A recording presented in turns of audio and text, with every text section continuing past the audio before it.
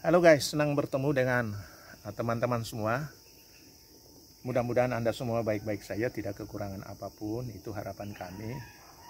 Ya, kembali saya melalui Fred Channel ini akan memberikan sedikit informasi tentang apa yang sering dipertanyakan oleh terutama kalangan mereka mahasiswa dan sebagainya yang mempertanyakan apa sih pengaruh warna daun pada tanaman itu terhadap pertumbuhannya sendiri. Nah, kalau kita lihat sini bahwa daun itu punya warna yang berbagai macam, ada campuran warna yang berbagai macam, khususnya kalau kita lihat puring, kemudian aglonema, itu ada warna merah, ada warna kuning, ada warna hijau, kemudian berbagai macam warna yang campuran warna. Kadang-kadang daun itu berbelang-belang dengan warna yang bervariasi. Nah, kemudian kalau kita lihat sini bahwa daun ini kita katakan sebagai gudang atau pusat atau tempat di mana disitulah diproduksi energi, ya, cadangan makanan atau makanan yang dibutuhkan oleh tanaman untuk pertumbuhannya. Jadi di dalam proses metabolisme tanaman khususnya kita kenal yaitu yang namanya dua peristiwa penting, yaitu fotosintesis dan respirasi pada tanaman. Fotosintesis ini menghasilkan energi, sedangkan respirasi itu menggunakan energi yang sudah dihasilkan melalui proses fotosintesa. Nah, kalau kita lihat di sini, daun ini merupakan pusat pembentukan energi. Makanan dibentuk di dalam daun. Kita kenal di sini adalah hijau daun yang kita sebut dengan klorofil. Klorofil, khususnya klorofil A ini punya peran yang luar biasa, dibantu dengan klorofil B. Kemudian ada klorofil yang lain juga. Ya, tidak jarang diketemukan pada tanaman, tetapi ada tanaman-tanaman tertentu yang menghasilkan klorofil tersebut, yaitu klorofil C dan klorofil D. Kemudian klorofil A ini adalah pusat reaksi kimia, ada di situ. Pusat reaksi kimia yang terjadi, disitulah dibentuk makanan melalui proses fotosintesis, yaitu proses fotosintesis ini adalah pengikatan energi matahari, pemanfaatan energi matahari melalui proses kimia terjadi dalam daun dengan melibatkan yaitu karbon dioksida, di mana disitulah dibentuk yaitu makanan tadi. Khususnya di sini adalah di dalam tanaman terbentuklah yang namanya karbohidrat energi bagi pertumbuhan yang akan digunakan nanti untuk pertumbuhan tanaman. Kita lihat di sini ada tanaman saya berikan contoh, misalnya di sini puring. Puring di sini berbagai macam warna. Ada di sini, kalau Anda lihat di sini, teman-teman lihat di sini bahwa pada puring ini juga ada, kalau kita lihat warnanya, warna hijau nggak kelihatan, tetapi yang jelas bahwa di sini ada klorofil A.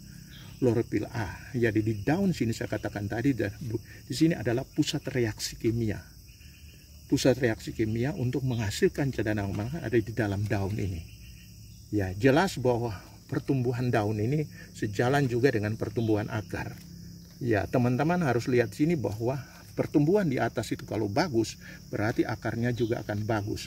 Kemudian harus diingat juga bahwa untuk berlangsungnya proses fotosintesa, bahan bakunya adalah air, kemudian karbon dioksida. Ini penting sekali.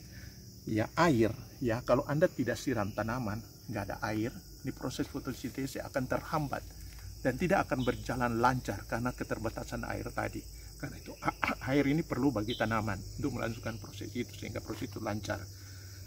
Kemudian di dalam tanaman kita kenal tadi saya sebut yaitu fotosintesis menghasilkan energi.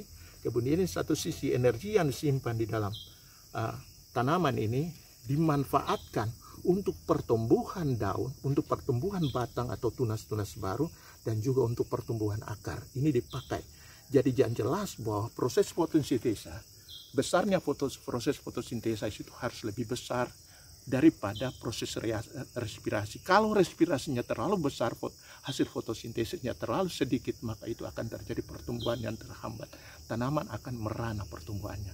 Karena itu yang dikehendaki ini adalah bagaimana kita pada tanaman membentuk daun yang banyak, yang cukup banyak, sehingga disitulah dengan daun yang ada, terutama yang kita kehendaki adalah daun-daun yang sedang dalam pertumbuhan, itu sangat baik sekali untuk melangsungkan proses fotosintesa. Kalau daun-daun yang sudah tua, ini proses fotosintesa itu berjalan lambat. Daun yang muda itu proses itu akan berjalan lancar sekali, sejalan dengan itu terjadilah pertumbuhan. respirasi akan tinggi pada tanaman, bagian tanaman yang sedang aktif tumbuh.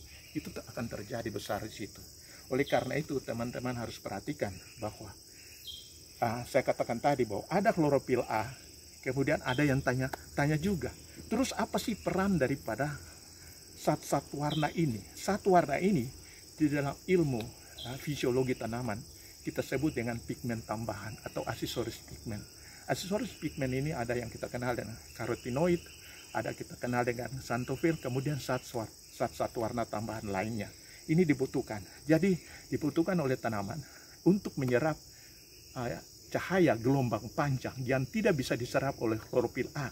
Ini akan diserap oleh zat-zat pigmen tambahan. Jadi zat pigmen tambahan dia akan menyerap energi cahaya gelombang panjang tidak bisa diserap oleh klorofil B tadi. Dia akan transfer tadi cahaya tadi ke pusat energi, yaitu ke klorofil A, untuk di situ berlangsungnya fotosintesa secara optimal. Itu akan terjadi di situ. Oleh karena ini sangat penting sekali teman-teman di dalam mengusahakan budidaya tanaman apapun juga, usahakan supaya pertumbuhan tanaman itu harus baik. Kalau pertumbuhan baik, khususnya daun itu pertumbuhannya baik, terutama daun-daun yang aktif dalam pertumbuhan itu akan lebih banyak, maka ini jelas bahwa proses fotosintesis akan lebih banyak. Proses fotosintesis hanya terjadi pada siang hari, tidak pada malam hari. Sedangkan proses respirasi itu akan terjadi siang hari dan malam hari, itu tetap akan jalan. Jadi kalau dia siang hari dan malam hari berjalan respirasi ini, maka pasti dia akan memanfaatkan hasil fotosintesis tadi untuk melangsungkan, digunakan untuk proses pertumbuhan bagi tanaman. Apakah pertumbuhan daun, apakah pertumbuhan tunas, apakah pertumbuhan batang, apakah pertumbuhan akar, jelas akan mengarah ke situ, atau pertumbuhan bunga dan buah akan digunakan ke situ. Jadi zat-zat atau bahan makanan yang dibentuk melalui proses fotosintesis akan diarahkan, yaitu dialirkan kepada bagian-bagian tanaman yang sedang aktif tumbuh dalam pertumbuhan. Kesitulah arahnya. Nah, jadi teman-teman, itulah manfaatnya dari zat hijau daun klorofil, kemudian manfaat dari zat-zat atau pigmen-pigmen tambahan itu di dalam melangsungkan proses fotosintesis. Jadi ini penting sekali. Jadi apapun warna daun yang ada, teman-teman lihat seperti ini, warna daun seperti ini, tapi proses fotosintesis tetap berjalan dilengkapi dengan zat-zat pigmen tambahan. Ini sangat membantu sekali di dalam mentransfer energi yang akan dialirkan kepada pusat reaksi kimia itu di dalam klorofil A untuk bisa melangsungkan proses fotosintesis tadi secara optimal. Jadi itu beberapa hal yang perlu kita perhatikan, bagaimana mendorong pertumbuhan tanaman melalui pemanfaatan daun-daun yang efektif untuk melangsungkan pertumbuhan, sehingga pertumbuhan ini dapat bertahankan makan, bisa ditingkatkan lebih baik lagi untuk menghasilkan apakah itu daun, apakah itu umbi, apakah itu batang atau bunga, apapun yang kita butuhkan itu bisa kita dapatkan secara optimal. Jadi itu saja yang bisa saya berikan kepada teman-teman semua, beberapa informasi penting yang bisa kita ketahui bersama mengenai hal ihwal tanaman. Sekian saja informasi singkat dari saya, sampai kita ketemu pada informasi berikutnya melalui Fred Channel. Bye.